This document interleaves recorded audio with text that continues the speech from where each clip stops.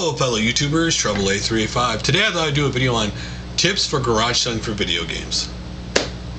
Now, first things first, of course, where do you find garage sales, right? Well, of course, traditionally it's in your local newspaper. Now, my local newspaper, I believe, charges $35 to list your ad over the weekend.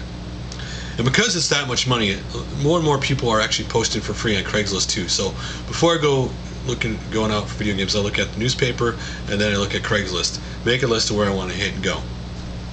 The other thing is, especially if you have eBay sellers in your area, like I know I have a couple of at least, the ones that say video games in the app specifically or certain system games, they are going to hit those garage sales first as soon as they open. So you have to be there when they first open to make sure that you get the pick of what you want out of those games.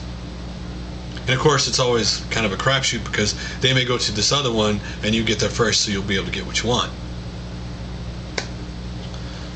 The other thing you're going to learn is normally when you first do garage selling, you're probably going to start overpaying for games and you're going to want to buy everything because you think you're never going to see it again, and you usually will see it 100 times over time. You will overpay because you're thinking of either your pawn shop price or your retro store or eBay, and eBay will always be your enemy whether you go to garage sale or a pawn shop or a retro store.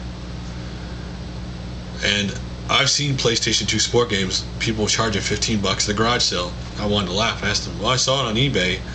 And they go, do you think you're going to get that? Well, yeah, people buy that on eBay. Yeah, but on eBay, you're talking people who usually pay that price are people like who live in the middle of nowhere, who don't have access to any stores or places to get video games. I mean, usually those people who buy it or trying to finish their collection. And so eBay will always be your enemy. First thing you should always do is be polite to the person selling stuff at a garage store. And if they start talking to you for a conversation, interact with them in a conversation and be nice and answer their questions. You'll be surprised how often that pays off later on down the road at the end of your purchase. Whether it be they give you a lower price without you even bartering, or you barter and they agree to it. Because if you go in there blowing them off and you go to barter a lower price, more likely to say, screw that guy, he was an idiot to me, he's paying full price. Or especially like my wife does this all the time, garage sales now. She'll go up there to pay and she'll say, do you by chance do you have any video games you want to get rid of? And sometimes they do and sometimes they don't. But by being nice, they're more than likely, if they have it and they want to get rid of it, to at least go look for you rather than not. Now the second most important thing is know what a good condition of your video game is.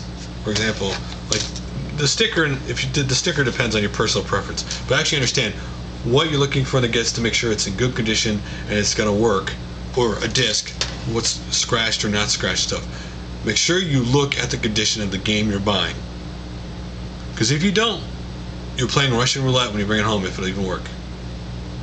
I've seen people who literally were selling video games for a couple dollars, like PlayStation 1, and the whole back was so deeply scratched, there was no way you could get out. They had a deep, deep scratch in the disc. There was no way you were going to get that scratch on that disc.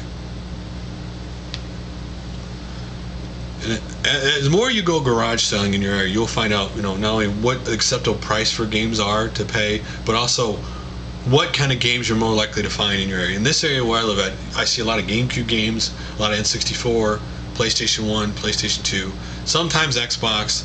I see a bunch of Game Boy systems or different versions, Game Boy Advance, Game Boy games. Every once in a while I'll run across the 360 or Wii game. But that's normally mostly. Every once in a while, you'll find maybe a Genesis game or something. Like last year, I saw 6 or 7 Game Gear systems. This year, I haven't seen a single one at a garage sale. The other tip is, when garage sales say toys in the description, sometimes it's 1 out of 2 garage sales, other days it's 1 out of 5. Well, more than likely, there will be some form of video games there. Maybe it's just a video game toy, maybe it's a plug and play, but when there's games, I mean, that's how I find it. Actually, a lot of my games are actually toys more than I do the video game one. Because the video game ones are either gone, or sometimes people list video games, list them higher price. Neighborhood garage sales are great because the sellers don't know what garage sale to go to. So when you go to a neighborhood garage sale and just walk around, you'll find, and look everywhere in a garage sale for video games. Sometimes people put them on the floor, just in the case on the floor. The other place to look is if they have CDs, look through the CDs, because I found PlayStation 1, I found Dreamcast games sitting in those CD cases because they just put them all together. It's always funny when I strike a conversation with people at garage sales. They'll go, well, what are you buying the old games for? I go, because I collect them. And they can't wrap their mind around the fact you collect video games. They understand comic books, they understand antiques, and that's, but they just still can't wrap their head around video games. They think video games is like, you play them when you're younger, and then when you get older, you quit playing video games. Thinking what else? Oh, the other thing you should always look at the garage you're buying the game from. If that garage is clean and everything's organized and really well taken care of, more than likely what you are buying will be really well taken care of. If the garage is a total dump, they just simply don't respect what they have, and they will treat it like garbage, and you can expect the game got treated or system got treated the same way. I believe that is all I have for now. Yep. So, to the next video, guys.